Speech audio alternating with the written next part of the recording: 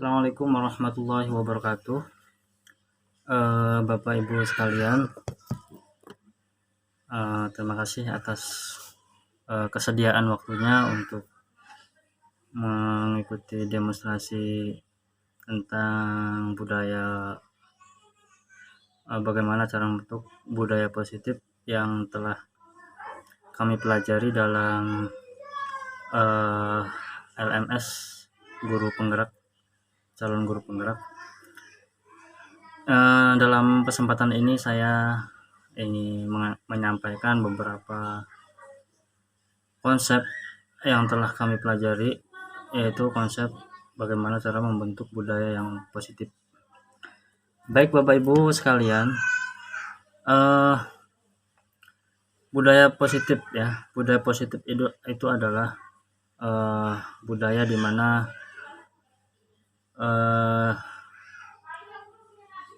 cara membentuk bagaimana di lingkungan sekolah itu menjadi hal yang positif. Bagaimana cara membentuk merdeka belajar agar siswa itu semakin kreatif, timbul motivasi intrinsik yang ada pada dalam dirinya.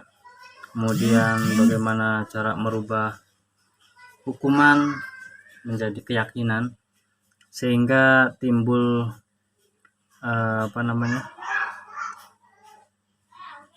penguatan baru yang berasal dari motif intrinsik, motif dalam diri siswa tersebut.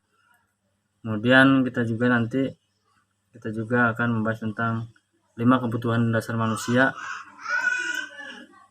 yaitu bagaimana cara kita mengetahui apa sih kebutuhan dasar siswa, pada dasarnya apa sih kebutuhan dasar siswa itu, sehingga guru itu tidak langsung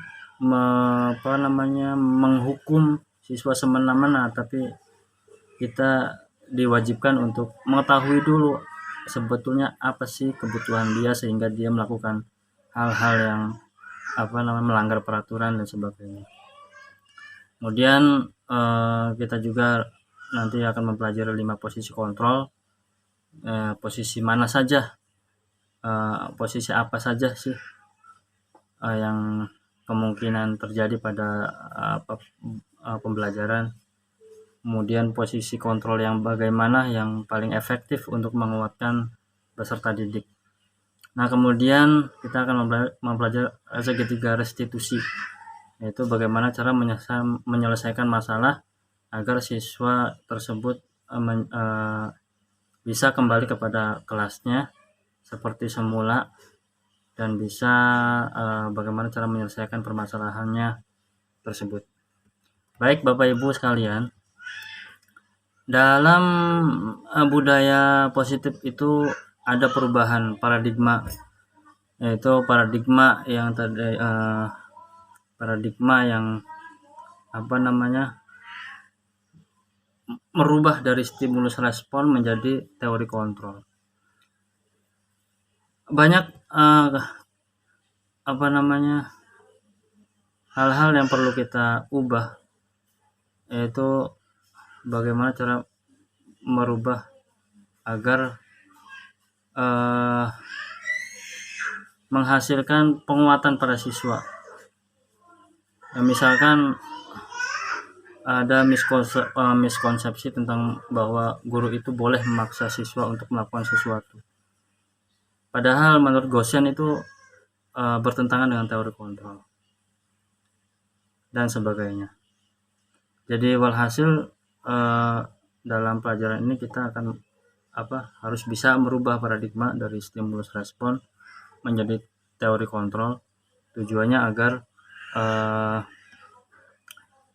agar bisa menguatkan peserta didik.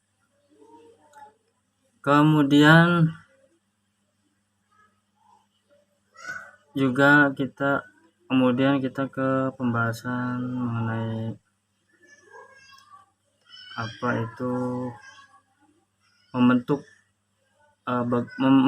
membentuk motivasi. Jadi menurut teori Gaussian itu ada 3 motif perilaku manusia, yaitu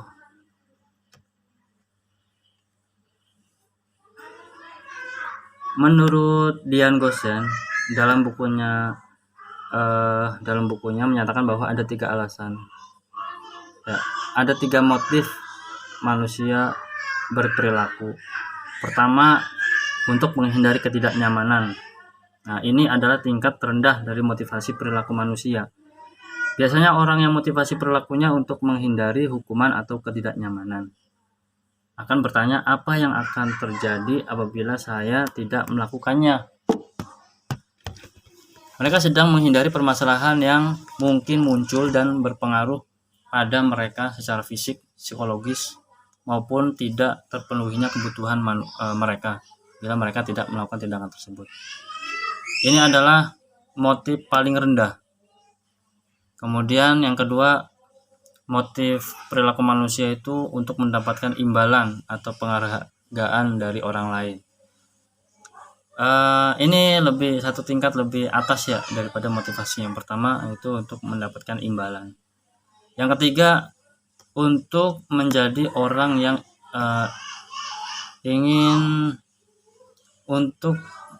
orang yang mereka inginkan dan menghargai diri sendiri dengan nilai-nilai yang mereka percaya. Nah, ini adalah motif yang paling kuat menurut dari Gosen, itu orang dengan motivasi ini akan bertanya, akan menjadi orang yang seperti apa bila saya melakukannya.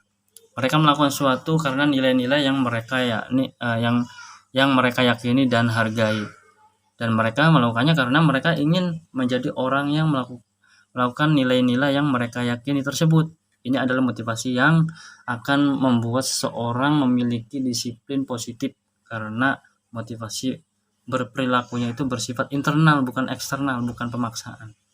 Nah, ini yang motivasi yang paling kuat. Kemudian selanjutnya yaitu mengenai keyakinan kelas, hukuman, dan penghargaan.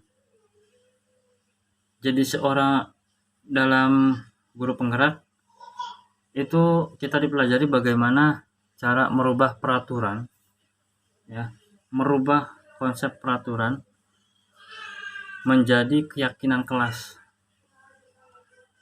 Caranya dengan mengambil nilai-nilai peraturan tersebut menjadi suatu keyakinan kelas. Contohnya misalkan dalam peraturan tata tertib jadwal kebersihan. Nah, keyakinan kelasnya apa dari situ? Tujuannya apa sih jadwal kelas itu? Tujuannya adalah untuk kebersihan. Maka keyakinan kelasnya adalah meyakini bahwa kebersihan itu penting. Yang kedua, misalkan peraturan tidak boleh merokok di dalam kelas. Nah, kita cari tujuannya apa? Tidak boleh merokok dalam kelas itu. Tujuannya adalah agar siswa yang lain menghargai orang lain, untuk menjaga kesehatan dan sebagainya. Berarti keyakinan kelasnya adalah untuk menjaga kesehatan. Keyakinan kelasnya yaitu pentingnya menjaga kesehatan. Atau misalkan menghargai orang lain itu penting dan sebagainya. Jadi bagaimana cara merubah mindset dari suatu peraturan, karena peraturan ini sifatnya hasilnya adalah pemaksaan. Yang timbul adalah motivasi internal yang nantinya siswa akan merasa terkekang dari peraturan tersebut. Tapi kalau kita ubah menjadi keyakinan kelas, maka yang timbul adalah motivasi internal. Motivasi internal yaitu yang timbul dari diri siswa tersebut. Jadi yang timbul itu kesadaran diri. Siswa tidak merasa dipaksa. Siswa merasa itu adalah komitmen bersama, sehingga wajib dihormati dan sebagainya. Kemudian kita juga perlu memperhatikan 5 kebutuhan dasar manusia. Tujuannya agar si guru ini tidak semena-mena menghukum siswanya dengan hal-hal yang di luar batas. Dalam guru penggerak kita dipelajari kebutuhan dasar manusia, itu ada 5. Pertama, kebutuhan bertahan hidup. Nah, kebutuhan bertahan hidup adalah kebutuhan yang bersifat fisiologis untuk bertahan hidup, misalkan kesehatan, rumah, dan makanan. Jadi siswa itu terkadang misalkan ada siswa yang lapar dan dia akhirnya melakukan hal-hal yang mengganggu pembelajaran. Nah, si guru ketika akan menghukum ditanya dulu motifnya apa, kenapa kamu melakukan hal demikian, ditanya dulu. Nah, yang kedua adalah cinta dan kasih sayang, kebutuhan untuk diterima. Yang ketiga penguasaan, yang keempat kebebasan. Nah, yang kelima survival. 5 kebutuhan dasar ini perlu diperhatikan oleh seorang guru karena tujuannya apa? Tujuannya adalah agar si guru ini bisa memahami kondisi siswa, sehingga siswa akan mudah untuk diarahkan, bahkan diarahkan oleh dirinya sendiri.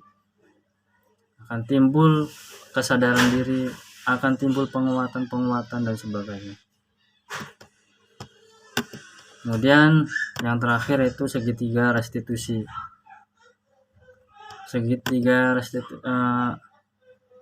Ya, ada yang tahu nggak restitusi itu apa? Maaf, kepala.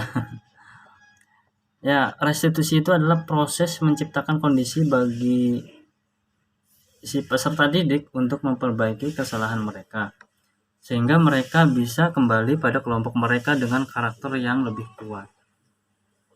Nah, 3 restitusi ini yaitu pertama, langkah-langkahnya itu kita menstabilkan identitas.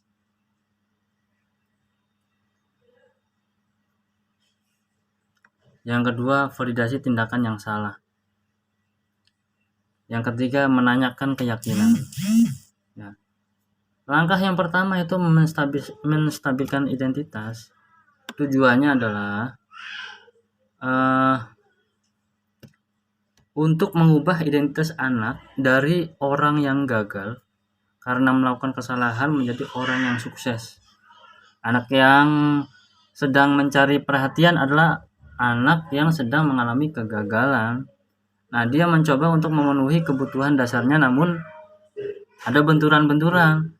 Nah, kalau kita mengkritik dia, maka dia akan tetap membuatnya dalam posisi gagal. Kalau kita ingin dia menjadi proaktif, maka kita harus meyakinkan si anak dengan cara mengatakan kalimat-kalimat misalkan berbuat salah itu tidak apa-apa, tidak ada manusia yang sempurna, saya juga pernah melakukan kesalahan seperti itu, kita bisa menyelesaikan ini. Bapak Ibu tidak tertarik mencari siapa yang salah, tapi Bapak Ibu ingin mencari solusi dari permasalahan ini. Kamu berhak merasa begitu. Apakah kamu sedang menjadi teman yang baik buat dirimu sendiri dan sebagainya. Nah, kalau kita mengatakan kalimat-kalimat di atas akan sangat sulit, bahkan hampir tidak mungkin buat anak untuk tetap membangkang.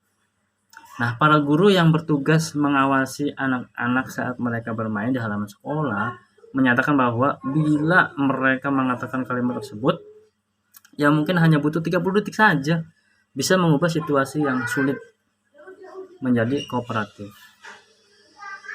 Yang kedua yaitu validasi tindakan. Setiap tindakan kita dilakukan dengan suatu tujuan, yaitu memenuhi kebutuhan dasar. Kalau kita memahami kebutuhan dasar, apa yang mendasari sebuah tindakan, kita akan bisa menemukan cara-cara paling efektif untuk memenuhi kebutuhan tersebut. Nah, menurut teori kontrol, semua tindakan manusia, baik atau buruk, pasti memiliki maksud dan tujuan tertentu. Seorang guru yang memahami teori kontrol pasti akan mengubah pandangannya dari teori stimulus respon ke cara berpikir proaktif yang mengenali tujuan dari setiap tindakan. Kita mungkin tidak suka sikap seorang anak yang terus-menerus merengek, tapi bila sikap itu mendapat perhatian kita, maka itu telah memenuhi kebutuhan anak tersebut. Nah, kalimat-kalimat misalkan terdengar asing buat guru ya, namun bila dikatakan dengan tanda nada tanpa menghakimi atau memvalidasi kebutuhan mereka. Contohnya misalkan, padahal kamu bisa melakukan yang lebih buruk dari ini ya. Kamu pasti punya alasan mengapa melakukan hal itu. Kamu patut bangga pada dirimu sendiri karena kamu telah melindungi sesuatu yang penting buatmu. Kamu boleh mempertahankan sikap itu, tapi kamu harus bla bla bla dan sebagainya. Itu validasi tindakan yang salah. Kemudian yang ketiga, langkah restitusi segitiga yaitu menanyakan keyakinan. Teori kontrol menyatakan bahwa kita pada dasarnya termotivasi secara internal ketika identitas sukses telah tercapai. Ya, dan tingkah laku yang salah telah tervalidasi, maka anak akan siap untuk dihubungkan dengan nilai-nilai yang ia percayai dan menghubungkan keyakinan anak dengan keyakinan kelas atau keluarga. Misalkan apa yang kita percaya sebagai kelas atau keluarga, apa sih nilai-nilai umum yang kita telah sepakati bersama, apa bayangan kita tentang kelas yang ideal, kamu mau jadi orang seperti apa sih, nah, dan sebagainya. Ya, penting untuk menanyakan ke anak kehidupan seperti apa nantinya yang mereka inginkan. Apakah kamu ingin menjadi orang sukses, bertanggung jawab, dan atau dipercaya, dan sebagainya. Itulah segitiga restitusi yang perlu kita pahami bersama, bahwa ya tujuan budaya positif adalah bagaimana cara memerdekakan siswa untuk belajar, membuat siswa itu lebih lebih percaya diri, lebih kreatif, dan lebih kuat, sehingga dia bisa menghadapi permasalahannya di masa yang akan datang. Sekian dari saya, barang ada yang ditanyakan, monggo. Assalamualaikum warahmatullahi wabarakatuh.